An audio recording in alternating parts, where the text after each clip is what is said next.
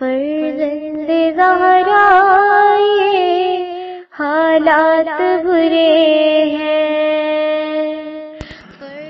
کاشانۂ بصیرت ایک ایسا مکمل یوٹیوب چینل جس پر محروم بصارت کے لیے بالخصوص اور تمام افراد کے لیے بالعموم سینکڑوں کی تعداد میں اسلامی کتب دستیاب ہیں۔ لہذا گزارش ہے کہ آپ اپنی ذمہ داری نبھاتے ہوئے کاشانۂ بصیرت کو سبسکرائب کرنے کے ساتھ ساتھ بیل آئیکن کو پریس کیجیے تاکہ آپ علم کے حصول کے ساتھ ساتھ مذہب اہل بیت کی اشاعت میں بھی اہم کردار ادا کرتے رہیں۔ کاشانۂ بصیرت، کاشانۂ بصیرت، کاشانۂ بصیرت۔ فرزند زہرا یہ حالات برے ہیں۔ محترم و عزیز سامعین کرام، السلام علیکم۔ آج ہم کتاب فاطمہ فاطمہ ہے کہ صفحہ 266 کے آخر سے اپنا مطالعہ شروع کر رہے ہیں۔ یہ کتاب جیسے کہ آپ لوگ سب جانتے ہیں ڈاکٹر علی شریعتی صاحب کی لکھی ہوئی ہے اور اس کا ترجمہ کیا ہے پروفیسر سردار نقوی صاحب نے۔ ہم اب دوسرے حصے کے صفحہ 266 پر ہیں جہاں سے ہم آج کا آغاز کر رہے ہیں، آج کے بیان کا شروع کرتے ہیں اللہ کے پاک نام سے۔ بسم اللہ الرحمن الرحیم۔ آج کا پہلا ذیلی موضوع جو ہے اس کو ٹائٹل دیا ہے مصنف نے سنگین صورتحال۔ مدینہ میں دشمنان فاطمہ ان دشمنوں کے مقابلے میں جن سے مکہ میں سابقہ تھا کہیں زیادہ طاقتور نظر آتے ہیں۔ ان کے والد نے مکہ میں تنہا پورے شہر کی مخالفت کا مقابلہ کیا۔ اس وقت رسول کا حامی اور محافظ اگر کوئی تھا تو وہ ان کی کمسن اور کمزور بیٹی فاطمہ تھیں، لیکن پیغمبر مسجد الحرام میں جہاں 366 بے جان بت رکھے ہوئے تھے، وہ پتھر کے بت جنہیں عرب اپنا شفیع و معبود سمجھتے تھے، قریش کے مرکز طاقت دار الندوہ کے سامنے غرض ہر موقع پر بغیر کسی تردد کے ببانگ دہل اعلان کرتے تھے کہ میں اللہ کی نصرت سے ان سب بتوں کو شکست دے دوں گا۔ وہ گمراہ عربوں کو بے زبان اور بے شعور پتھروں سے تشبیہ دیتے تھے۔ وہ ان کے آباء و اجداد کی روایت کو جہالت اور غفلت سے تعبیر کرتے تھے اور ان کے تمام بتوں کو خرافات اور بے مایہ قرار دیتے تھے، مگر ان کے جاہ و جلال کا مکے میں ان کے جاہ و جلال کا یہ عالم تھا کہ ان کے لہجے میں کسی قسم کا ذوف یا افسردگی نہیں ہوتی تھی، بلکہ وہ قطعی اور واضح اور دو ٹوک لہجے میں قوم سے مبارزہ فرماتے تھے۔ اس کے برعکس مدینہ میں اپنی زندگی کے آخری ایام میں جو ان کے اوج و قدرت و طاقت کے عروج کا زمانہ تھا، ان کی بات نہیں مانی گئی۔ سپاہ اسامہ کے بارے میں ان کی حکم کی تعمیل نہیں کی گئی، در حالانکہ اس بارے میں انہوں نے صریحی احکامات صادر فرمائے تھے، لیکن پیغمبر کی تاکید و تکرار کے باوجود، دعا و نفرین کے باوجود، بیماری کے عالم میں ان کی تمام تر کوششوں اور خواہشوں کے باوجود سپاہ اسامہ نے حرکت نہ کی۔ انہوں نے جس لشکر کو پیش قدمی کا حکم دیا تھا وہ مدینہ کے مضافات میں جزو کے مقام پر پڑاؤ ڈالے رہا اور لوگ ایک قدم آگے بڑھنے پر تیار نہیں ہوئے۔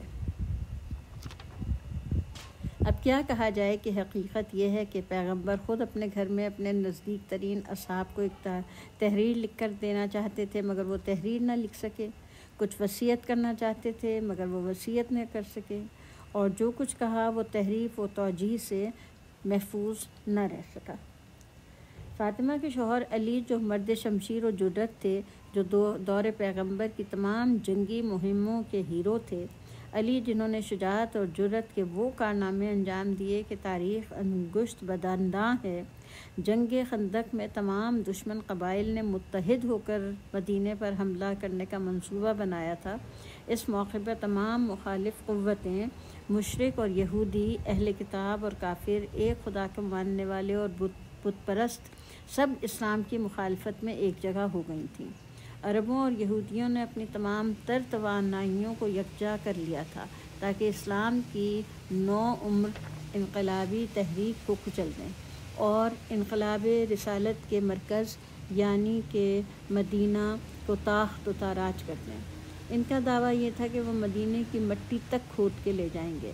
ایسے موقع پر علی نے، جو اس وقت صرف 27 سالہ جوان تھے، اپنی ایک کاری ضرب سے جنگ کا نقشہ بدل کر رکھ دیا۔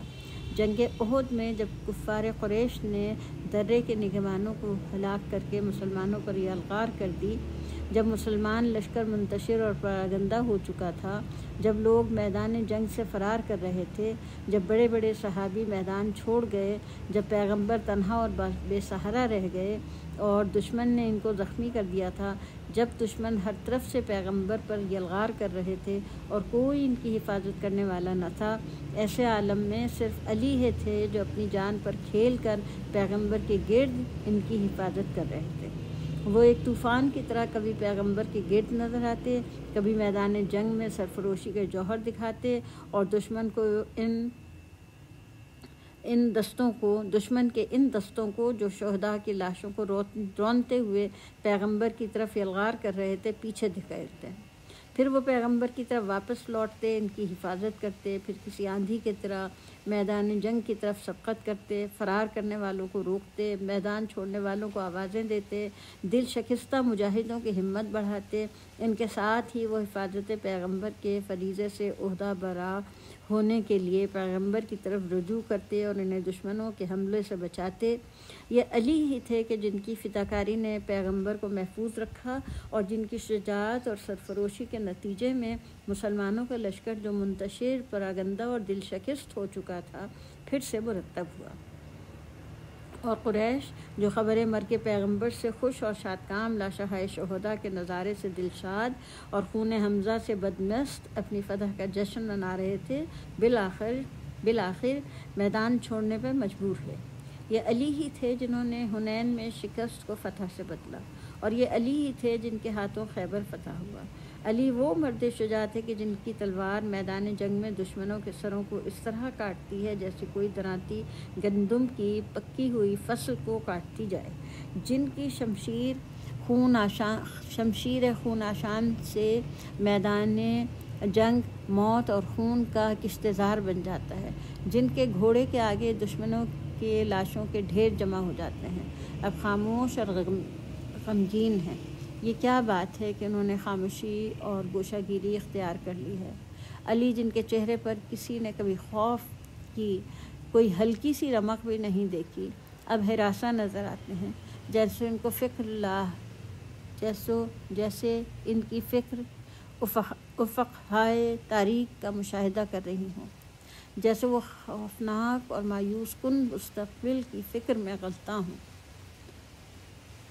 فاطمہ سوچتی ہیں کہ ان کے شوہر کی شمشیر جوہردار اب کیوں خاموش ہے۔ یہ وہی شمشیر ہے کہ علی جب بھی جہاد سے لوٹتے تھے، یہ تلوار دشمنوں کے خون سے رنگین ہوتی تھی۔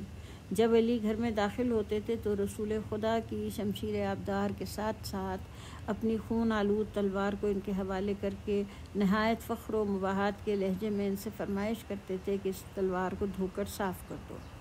مگر عہد پیغمبر کے 10 سالہ مجاہدانہ کارناموں نے بعض وصف آخر اب کیا ہو گیا ہے کہ علی اس طرح خاموش اور غمگین ہیں، اس طرح گوشہ گیر ہو گئے ہیں، حتیٰ کہ جب لوگوں نے ان کے گھر پر یلغار کی تھی تو بھی وہ اپنی خاموشی کے حصار سے باہر نہیں نکلے۔ فاطمہ دیکھ رہی ہیں کہ اب ایسی کشمکش اور مبارزت سے کا آغاز ہو چکا ہے جس میں خود پیغمبر عاجز و ناتواں تھے، اور جس میں علی جو صاحب سیف و علم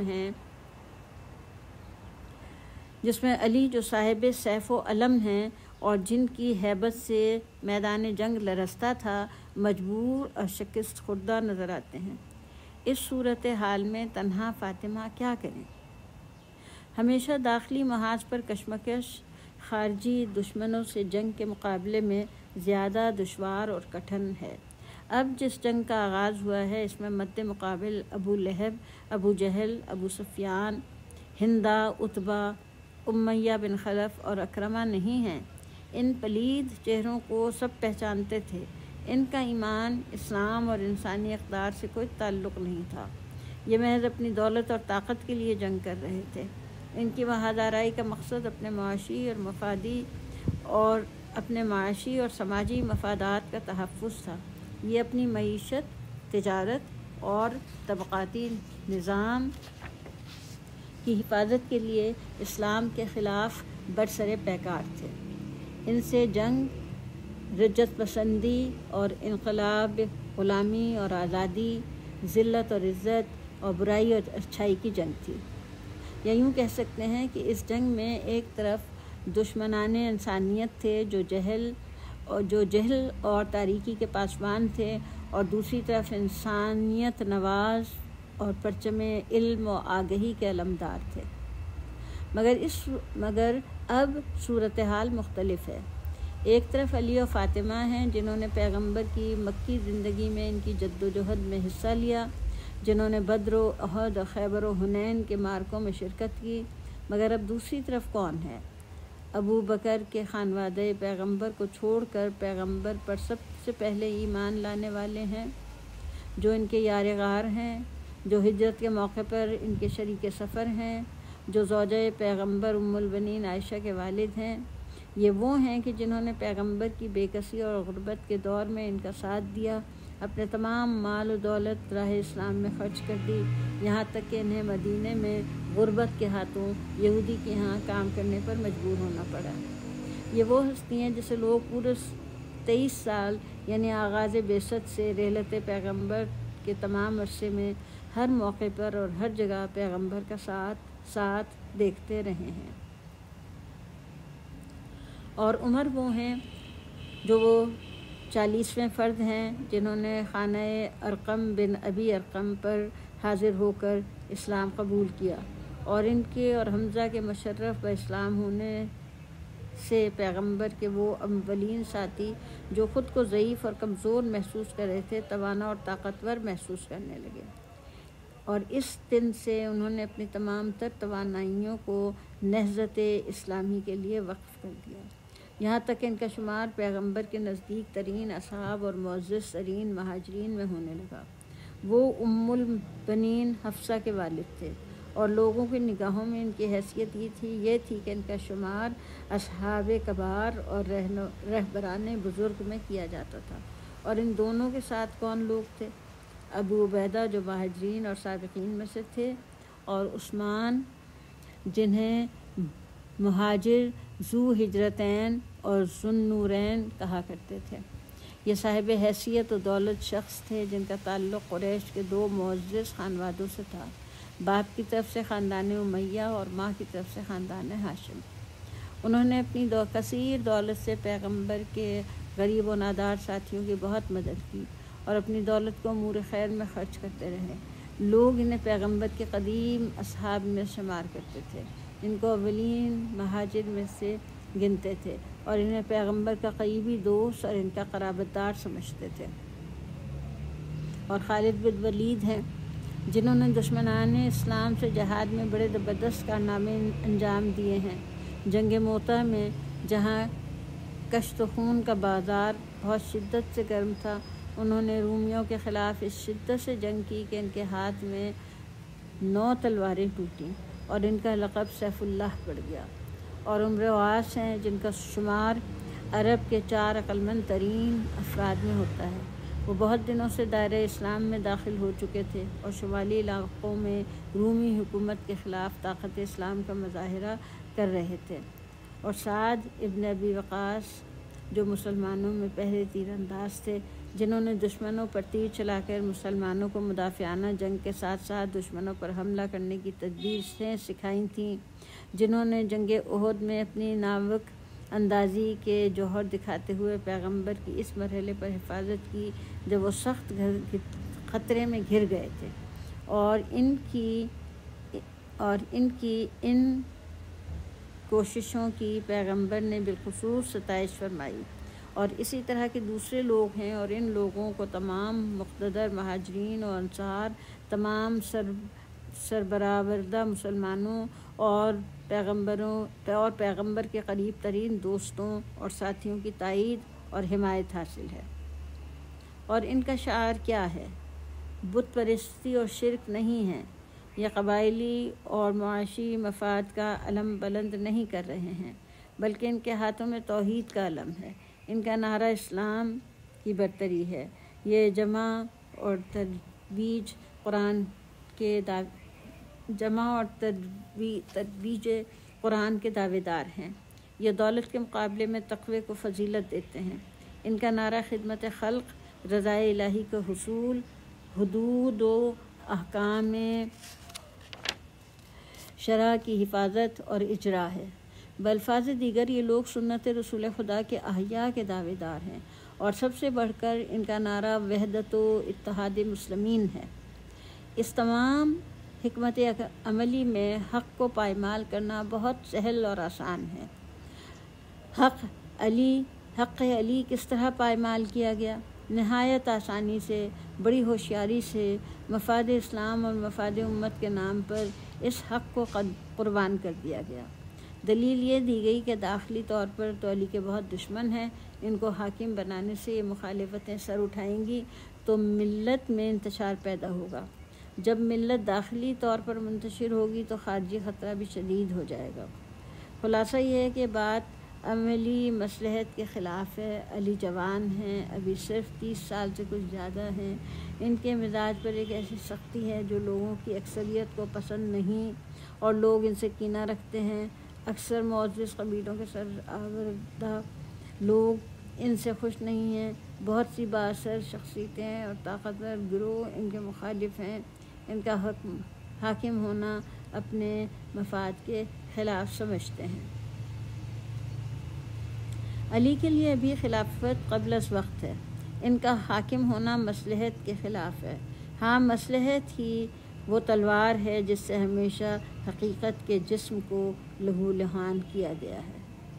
مصلحت وہ تلوار ہے جس سے ہمیشہ حقیقت کو ذبح کیا گیا ہے، اور اس قربانی کو شرع کے نام پر انجام دیا گیا ہے۔ یہ ذبح شرعی رو بقبلہ بنام خدا ہے۔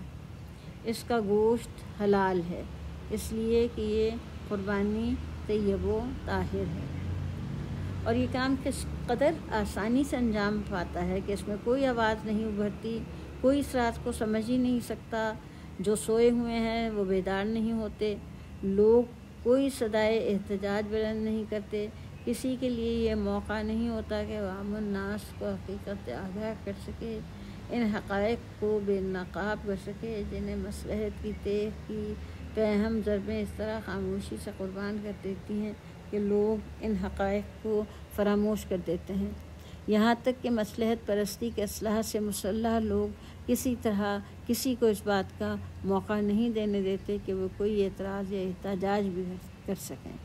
کس طرح مصلحت کے مقابلے میں حقیقت کا دفاع کر سکے، یا کم از کم حقیقت کو نشاندہی کی جا سکے۔ ہر چند کہ فاطمہ نے ہر عنوان سے حت المقدور کوشش کی، نالوں و فریاد کے ذریعے، احتجاج اور استدلال کے ذریعے، مگر ان کی ہر صدا بصحرا ثابت ہوئی، اس لیے کہ اس وقت مکر تقویٰ کا لباس پہن لیتا ہے تو تاریخ اپنے ہولناک ترین حادثے سے دوچار ہوتی ہے، اور یہی وہ ہولناک حادثہ ہے جو علی اور فاطمہ ان کے تمام فرزندوں اور ان کی نسل کی قربانیوں سے عبارت ہے۔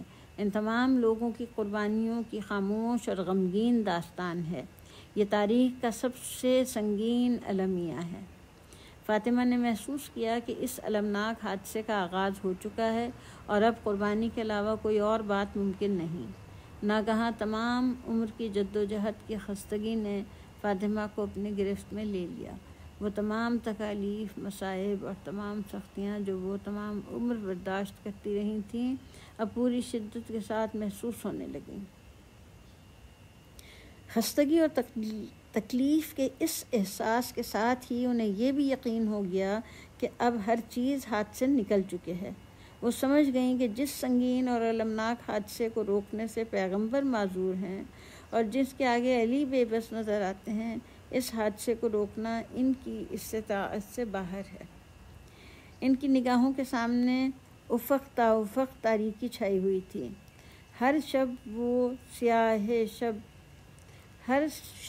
وہ شب سیاہ چھائی ہوئی تھی جس کی خبر ان کے پدر بزرگوار نے اپنے آخری ایام میں دی تھی، اور اس شب سیاہ میں فتنوں کو پے در پے یلغار بڑھتی جا رہی تھی۔ مستقبل کیا رنگ اختیار کرے گا؟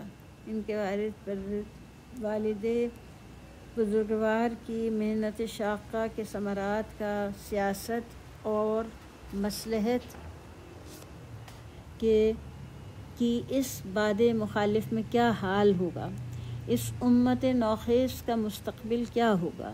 عوام الناس جس کی تقدیر ہمیشہ سیاست، خاندانی اور طبقاتی مفادات اور تضادات کا شکار رہی، آئندہ ان کی قسمت کن لوگوں کے ہاتھوں میں ہوگی؟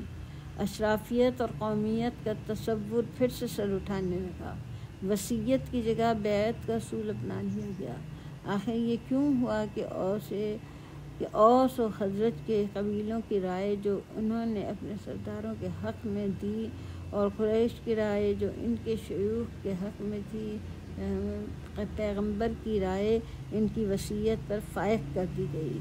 کس طرح ان لوگوں نے جو سقیفے میں جمع ہوئے تھے پہلے سعد کا انتخاب کیا، پھر جب ابوبکر نے اپنے حق میں استدلال لی تو سب نے ان پر اجماع کر لیا کیا کہ یہ علم اور آگہی میں اس قدر آگے بڑھ گئے ہیں کہ انہیں ملت کے سیاسی مستقبل کے لیے پیغمبر کی کسی ہدایت اور رہنمائی کی ضرورت نہیں ہے، اور یہ سب لوگ مدینہ رسول کے باشندے ہیں، یہ انہی کے ساتھی ہیں۔ انہوں نے پیغمبر کے ساتھ اپنی زندگیاں گزاری ہیں، غزوات میں حصہ لیا ہے، انہوں نے اسلام کی تعلیم خود خریدی، خود پیغمبر سے حاصل کی ہے۔ یہ کوئی معمولی لوگ نہیں ہیں، یہ ابو بکر اور عمر ہیں۔ مستقبل میں جب اسلام مدینہ سے باہر پھیل جائے گا، جب یہ موجودہ نسل گزر جائے گی، تو اس وقت بیعت کا یہ مسئلہ کیا گل کھلائے گا؟ کون منتخب کرے گا؟ کس کو منتخب کرے گا؟ جب ابھی یہ حال ہے تو ان مہاجرین اور انصار نے جو پیغمبر کے مخلص فدائی اور جانثار تھے، ان لوگوں نے جن کا تعلق اسلام کی اولین نسل سے ہے اور جو سابق الایمان ہیں، علی کو اپنی مصلحتوں کی قربان گاہ پر بھیٹ چڑھا دیا اور انہیں خانہ نشینی اور تنہائی کی زندگی گزارنے پر مجبور کر دیا، تو پھر وہ نسل فردہ جو ایمان و تقوی و جہاد کے ماحول کی پروردہ نہ ہوگی، ان کی اولاد کے ساتھ کیا سلوک کرے گی؟ فاطمہ اندازہ کر سکتی ہیں کہ مستقبل کی سیاست حسن، حسین اور زینب کے ساتھ کس طرح کا سلوک کرے گی۔ انہیں اس بات کا یقین تھا کہ ان کے بچوں کا مستقبل کشمکش اور جدوجہد اور قربانی کے علاوہ اور کچھ نہیں ہو سکتا۔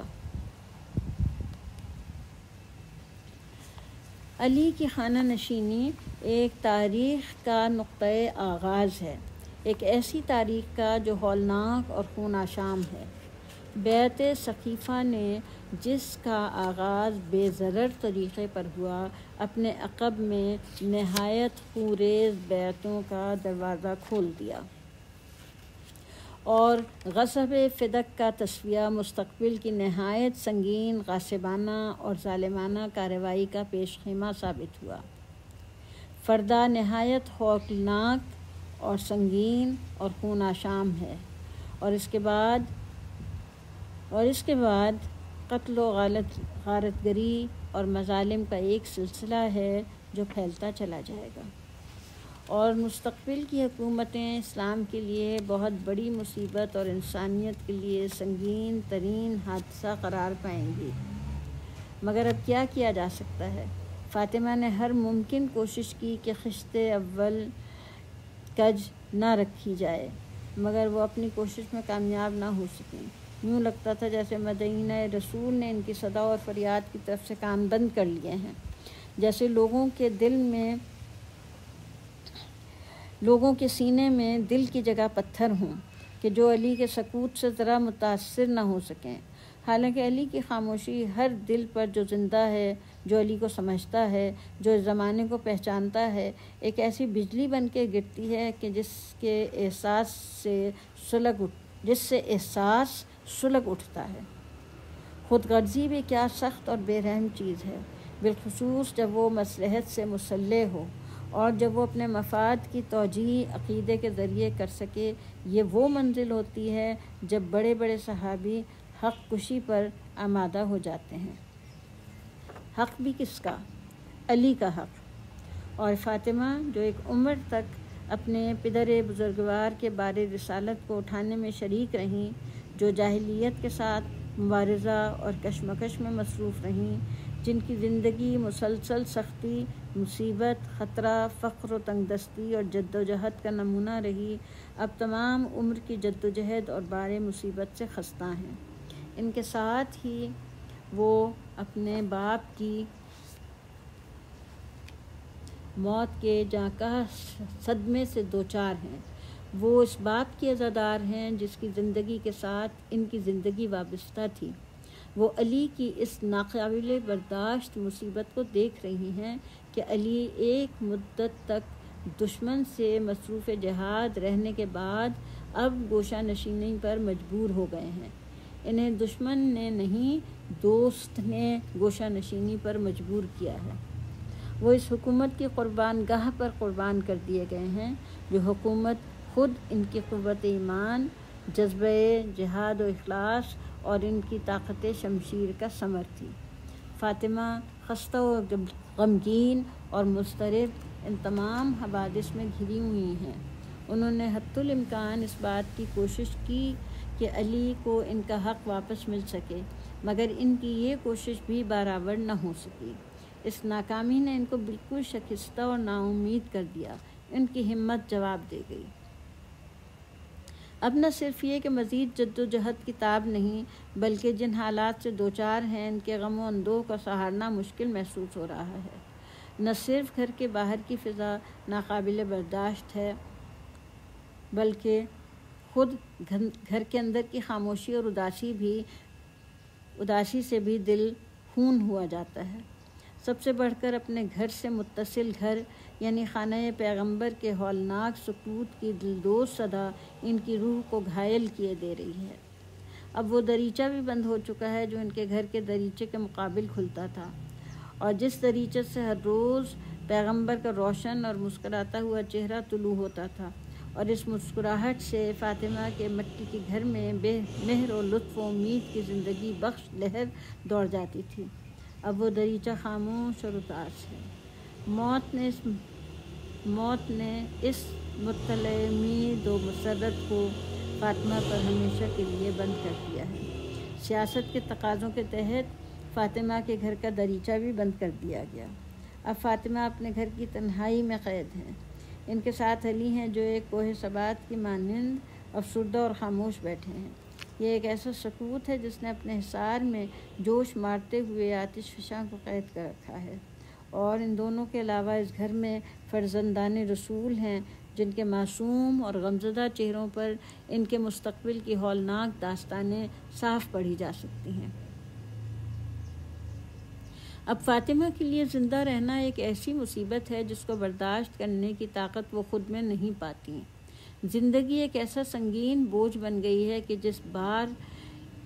جس بار کو اٹھانے سے فاطمہ کے خستہ و ناتوان شانے معذور نظر آتے ہیں، وقت بوجھل اور آہستہ آہستہ قدم رکھتا ہوا گزر رہا ہے۔ وہ وقت کے قدموں کا بار اپنے مجروح دل پر محسوس کر رہی ہیں۔ ہر لحظہ، ہر دقیقہ ان کے لیے ایک ناقابل برداشت بوجھ ہے۔ اب اس دنیا میں ان کی تسلی کا عنوان ایک تو ان کی پدر بزرگوار کی تربت مہربان ہے، اور دوسرا وہ مجدہ جان بخش جو پیغمبر کے ان الفاظ میں سنایا تھا کہ فاطمہ، میرے خاندان میں تم وہ پہلی ہستی ہو جو مجھ سے آ کر ملو گی۔ لیکن کب؟ وہ ساعت جس کے انتظار نے بےتاب کر رکھا تھا، آخر کب آئے گی؟ فاطمہ کی روح آزردہ ہے، کسی ایسے زخمی پرندے کی طرح جس کے پر شکستہ ہو گئے ہوں۔ درد و غم کے 3 زاویوں کے درمیان بےتاب اور مقید ہے، یعنی ان کے شوہر کا خاموش اور غمگین چہرہ، ان کے بچوں کی غمزدہ صورتیں اور ان کے باپ کی صبر و ساکت قبر۔ جب کبھی ان کے دل پر غم کا فشار بڑھتا ہے، جب وہ پورے گریہ سے ان کا دم رکنے لگتا ہے، تو انہیں اپنے باپ کی محبت اور ان کی تسلیوں کی شدید ضرورت محسوس ہوتی ہے۔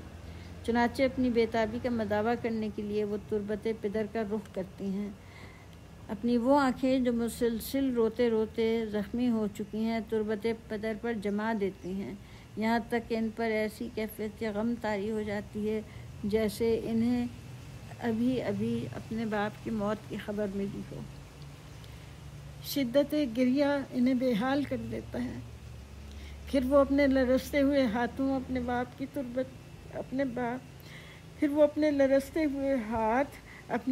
تربت پہ رکھ دیتی ہیں۔ ان خالی اور بے سہارا ہاتھوں کو تربت پدر کی خاک سے پر کر کے کوشش کرتی ہیں کہ پردہ اشک کو چیر کر ان کی نگاہیں اس خاک کو دیکھ سکیں۔